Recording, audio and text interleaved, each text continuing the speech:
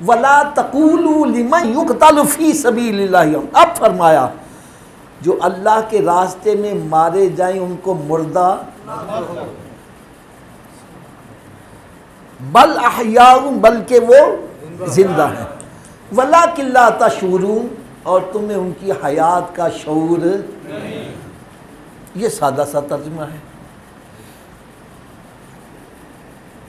اب دیکھیے رب تعالیٰ نے ایمان والوں سے شہادت بالکل یعنی کہ متصل ہی آیتیں ہیں، شہادت کا ذکر کرنے سے پہلے ایمان والوں کو دو باتوں کی تلقین کی ہے، ایک تو صبر اور دوسرا نماز۔ ایک کیا ہے یار، بڑی ایمان افروز ایک بات کہنے لگا ہوں، قیامت کے روز مسلمان سے سب سے پہلا سوال کون سا ہوگا؟ تو صبر کا ذکر پہلے کیوں آیا ہے؟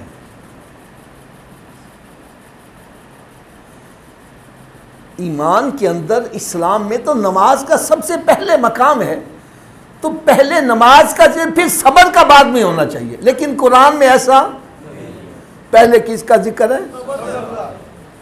صبر کا ذکر کیوں پہلے آیا ہے؟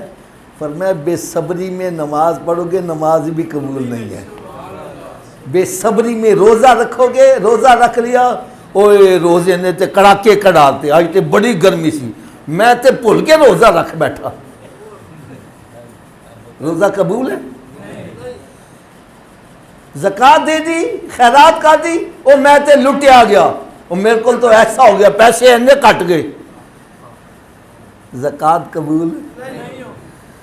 حج کیا، او میں تے بھول کے چلا گیا، وہ ایڈی گرمی، وہ تھے انج ہو گیا تو یہ ہو گیا، حج بھی قبول؟ تو عبادت کی کنجی تو صبر میں ہے۔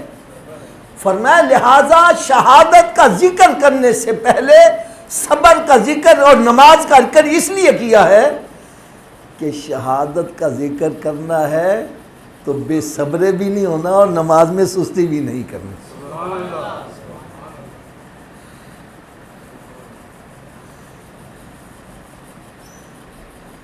اور پھر ساتھ ہی فرمایا ان اللہ مع الصابرین، اللہ تعالیٰ کن کے ساتھ ہے؟ تھوڑا سوچیے آواز سے بولو، تو بے صبروں کے ساتھ رب کی حمایت نہیں ہے۔ اب دیکھو بے صبرہ کون ہو رہا ہے اور صبر سے کون ذکر کر رہا ہے۔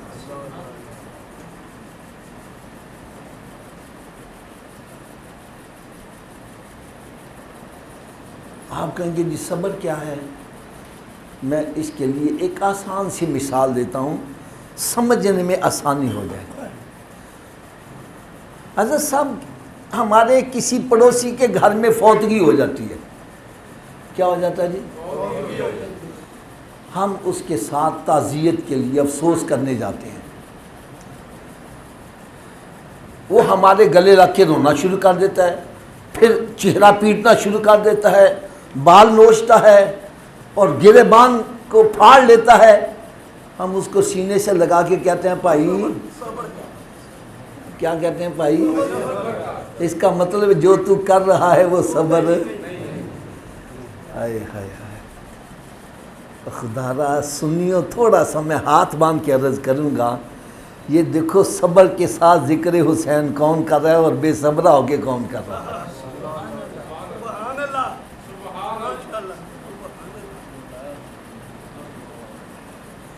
رب تعالیٰ نے ارشاد فرمایا ان اللہ مع الصابرین، اللہ تعالیٰ کن کے ساتھ ہے؟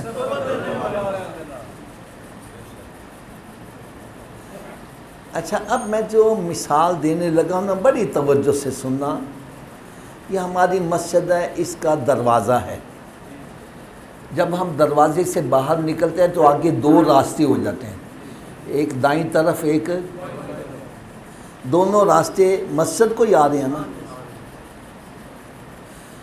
ایک راستے میں پتھر پڑے ہیں، کانٹے بچھے ہیں اور کیل لگے ہوئے ہیں، ایک بندہ ادھر سے آتا ہے، اس کا پاؤں زخمی ہو جاتا ہے، کیا ہو جاتا ہے جی؟ جب پاؤں زخمی ہوگا تو پھر کیا ہوگا؟ تکلیف ہوگی، ٹھیک ہے نا. اب جس کا پاؤں زخمی ہو گیا، اس کو تکلیف ہوئی، وہ دوبارہ اس راستے پر آئے گا؟ اونچی بولو.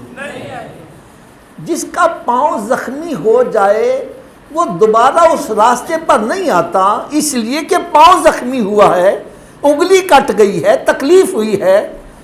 تو جس کا سر کٹ جائے اس کو کتنی تکلیف ہوتی ہوگی، تو کیا اس راستے پر دوبارہ چلے گا؟ لیکن حدیث پاک میں آتا ہے، میں حدیث بیان کرنے سے پہلے ذرا مفہوم عرض کر دوں. آپ یہاں مہر فیاض کالونی میں رہتے ہو، چھوٹی چھوٹی گلیاں ہیں، چھوٹے چھوٹے مکانات ہیں. میں آپ کو یہاں سے اٹھا کر ڈیفینس کے اندر 2 کنال کی کوٹھی دے دوں، آپ دوبارہ یہاں آنے کی سوچو گے؟ اونچی بولو یار. تو جس کو دنیا سے اٹھا کر جنت میں جگہ دے دی جائے، تو جنت میں جا کر بندہ دنیا میں آ کے کی سوچے گا؟ لیکن ایک شہید وہ ہے، اس کو جنت میں جب بھیجا جائے گا وہ عرض کرے گا، یا اللہ مجھے دوبارہ دنیا میں بھیج، مجھے دوبارہ دنیا میں بھیج، میں تیرے راستے میں لڑوں، اپنا سر کٹاؤں. جو مجھے سر کٹانے میں، تیرے راستے میں جان دینے میں مزہ آیا، جنت میں مزہ نہیں آ رہا.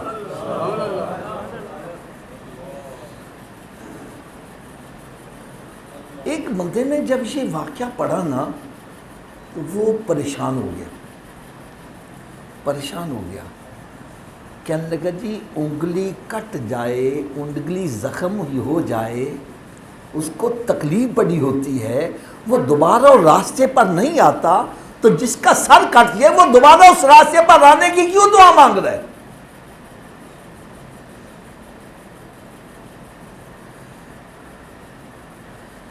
یہ سوچتے سوچتے سو گیا. یہ سوچتے سوچتے تو خواب کے اندر اشارہ ہوتا ہے، تیرے سوال کا جواب سورہ یوسف میں موجود ہے. کس میں ہے؟ صبح اٹھا، سورہ یوسف پڑھنی شروع کر دی. پڑھتے پڑھتے جب اس مقام پر پہنچا کہ جب مصر کی عورتوں نے زلیخا پر یہ تان شروع کیا، شرم نہیں آتی؟ عزیز مصر کی بیوی ہو کے غلام پر مر رہی ہے.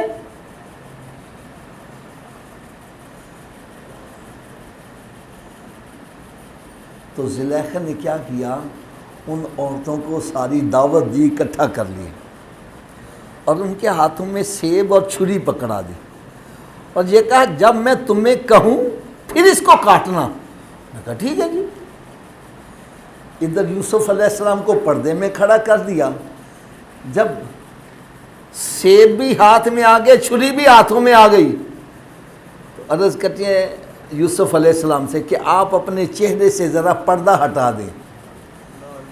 جیسے ہی عورتوں نے حضرت یوسف علیہ السلام کا جمال دیکھا، زلیخا کہتی ہے اب سیب کاٹ دو.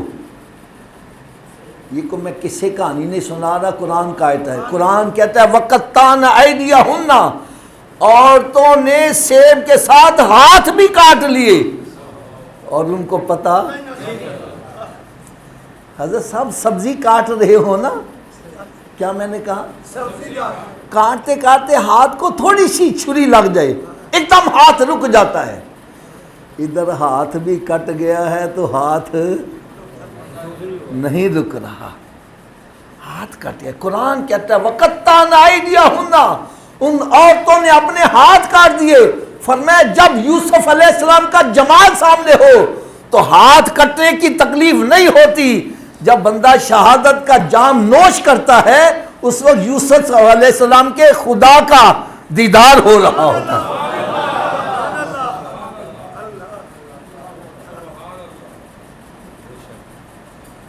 اس کو رب العالمین کا دیدار ہو رہا ہوتا ہے. جب دیدار خداوندی ہو رہا ہو پھر گردن کے کٹنے کی تکلیف کیسے ہوگی؟ اسی لیے وہ طلب کرتا ہے، یا اللہ مجھے دوبارہ دنیا میں بھیج، میں پھر تیرے راستے میں جاؤں اور مجھے میں شہادت کا جام نوش کروں، پھر مجھے جان ملے، پھر میں زندہ ہوں، پھر تیرے راستے میں مجھے کاٹا جائے۔ جو اس میں مزہ ہے وہ جنت میں مزہ نہیں آ رہا۔ شہادت ایک بہت بلند مرتبہ ہے۔ کیا ہے؟ ویسے موت کی آرزو کرنا منع ہے، موت کی آرزو کرنا کئی بندے کہنا یار میں ماری جاواں تے بہتر ہے، ایسا نہیں کہنا چاہیے۔ کوئی کہنا یا اللہ میں نے موت ہی دے دے، یا اللہ میں نے پردہ ہی دے دے۔ اور کئی تو ایسے بے وقوف ہیں خودکشی کر لیتے ہیں، ہے نا ایسے بندے؟ خودکشی کیوں کرتے ہیں؟ حالات کا مقابلہ کرتے ہوئے جب وہ سمجھتے ہیں ہم مقابلہ نہیں کر سکتے تو پھر کہتے ہیں خودکشی کر لو۔ یاد رکھو خودکشی کرنا یہ حرام ہے، خودکشی کرنا حرام ہے۔ خودکشی کرنا حرام اس لیے ہے کہ یہ بزدلی ہے، تو ہلاس کے آگے ہتھیار ڈال رہا ہے۔ ارے تیرے ساتھ تو رب کی ذات ہے، مصطفیٰ کریم ہے، تو بزدل کیوں بن رہا ہے؟ تو سمجھتا ہے میں حالات کا مقابلہ نہیں کر سکتا، ارے رب تعالیٰ ان اللہ علی کل شیء قدیر ہے، رب کا کرم ہو جائے تجھے مصیبتوں سے ایسے باہر نکال دے گا جیسے مکھن میں سے بال باہر آ جاتا ہے۔ آپ مسجد میں بیٹھے ہو، میری بات کی تصدیق کرو گے، آپ کی زندگی کے اوپر ایسے کئی واقعات آئے، آپ نے سمجھا میں تو بچ ہی نہیں سکتا، میں تو اس سے میرا کو بس کام بن ہی نہیں سکتا، میں تو کسی صورت سے بچ ہی نہیں سکتا، اور رب تعالیٰ کا کرم ہوتا ہے، رب تعالیٰ ایسے باہر نکال کے رکھ دیتا ہے جیسے مکھن میں سے بال باہر آ گئے۔ تو اللہ تعالیٰ کی رحمت سے مایوس نہیں ہونا چاہیے۔ میرے اندر طاقت نہیں ہے، میرا رب تو بڑی طاقت والا ہے، تو جب رب میرے ساتھ ہے تو مجھے خودکشی نہیں کرنی۔ خودکشی کرنا یہ بزدلی ہے، یہ حرام ہے، بلکہ خودکشی کرنا تو بڑی دور کی بات ہے، موت کی آرزو کرنا بھی، لیکن شہادت کی موت کا طلب کرنا یہ عین عبادت ہے۔ شہادت کی آرزو کرنا یہ تو سعادت کی بات ہے۔ شہادت کی موت یہ اتنی کمال موت ہے، حدیث پاک میں کہتا ہے جب شہید کا خون کا قطرہ زمین پر بعد میں گرتا ہے، رب تعالیٰ اس کی بخشش پہلے فرما دیتا ہے۔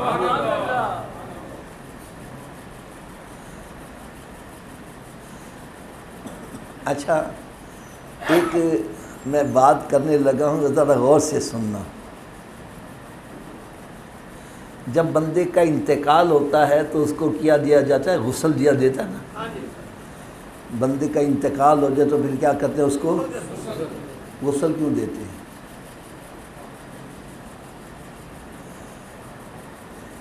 کیا کہ بندے کے جسم پر کوئی ناپاکی وغیرہ ہے، غلاظت ہے، وہ صاف کر دی جائے۔ ایسے ہی ہے نا، بدن کے جسم پر، بندے کے جسم پر کوئی خون لگا ہے، کوئی پیپ لگی ہے تو اس کو دھو دیا جائے، یہ پاک ہو جائے۔ لیکن شہید کے لیے غسل نہیں ہے۔ نہیں سمجھ لگی بات؟ شہید کے لیے غسل ہے، یہ جن کپڑوں میں شہید ہوا ہے خون ایسا ہی ہے، لگا ہوا ہے، اس کا جنازہ پڑھ کے دفن کیا جا رہا ہے۔ کیوں کیا جا رہا ہے؟ فرمایا اس کا خون اس کو ناپاک نہیں کر رہا، اس کو پاک کر رہا ہے۔ فرمایا قیامت کا دن ہوگا جب یہ شہید اٹھے گا، اس کے خون کے اندر سے کستوری سے بھی اعلیٰ خوشبو آ رہی ہوگی۔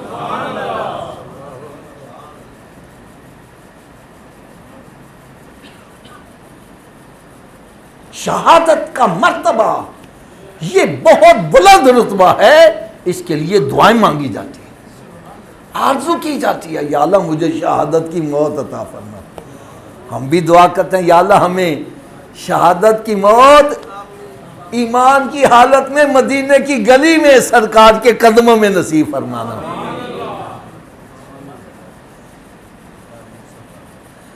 اچھا، یہ جو میں نے آیتیں پڑھی ان کا شان نزول کیا ہے؟ شان نزول کیا ہے؟ شان نزول یہ ہے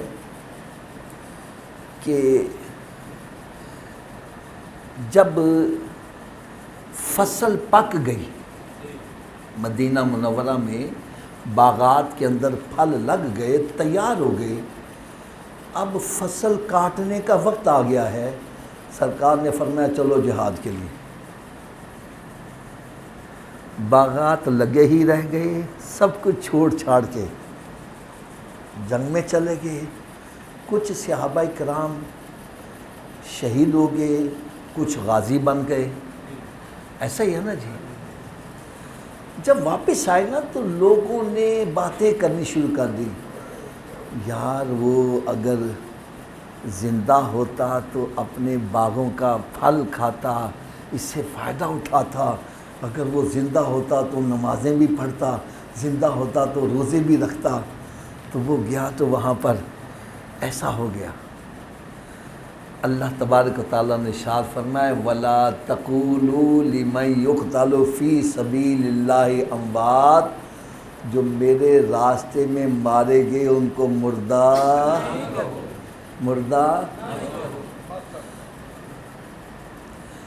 اچھا یار، ایک بم بلاسٹ ہوا ہے، کیا ہوا ہے جی؟ ایک بندے کے جسم کے ٹکڑے ٹکڑے ہو گئے، قرآن کہتا ہے اس کو مردہ اونچی بولو، کیا ذہن میں سوچ لیں یہ مردہ ہے؟ بھئی کہنے کا فرمان ہے نا، ذہن میں سوچ لیں۔ رب تعالیٰ نے اس پر بھی پابندی لگائی، فرمایا وَلَا تَحْسَبَنَّ الَّذِينَ قُتِلُوا فِي سَبِيلِ اللَّهِ أَمْوَاتًا، فرمایا جو اللہ کے راستے میں مارے جائے ان کو مردہ ہونے کا گمان بھی نہ کرنا، سوچنا بھی نہ۔ یار کہنے پر بھی پابندی ہے، سوچنے پر بھی پابندی، پھر یہ ہے کیا؟ فرمایا بل احیاء، بلکہ وہ کیا ہے؟ اونچی بولو، کیا ہے؟ عند ربہم یرزقون، یہ تو رب کے ہاں سے رزق بھی دیے جاتے ہیں۔ فرمایا تو کہتا ہے یہ زندہ ہوتا تو دنیا کی نعمتوں سے فائدہ اٹھاتا، فرمایا یہ تو رب کے دسترخوان سے کھانا کھا رہی ہے۔